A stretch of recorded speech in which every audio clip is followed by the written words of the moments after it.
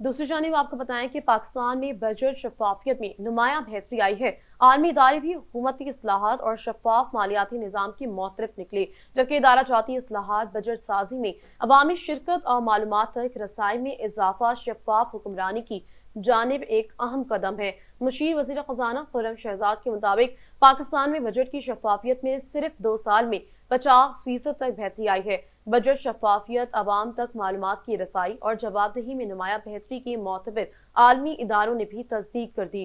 बैनुल अक़वामी इदारे international budget partnership के open budget सर्वे 2025 के मुताबिक पाकिस्तान में बजट शफाफियत का स्कोर जो 2023 में 30% था वह 2025 में 45 पर पहुंचा है।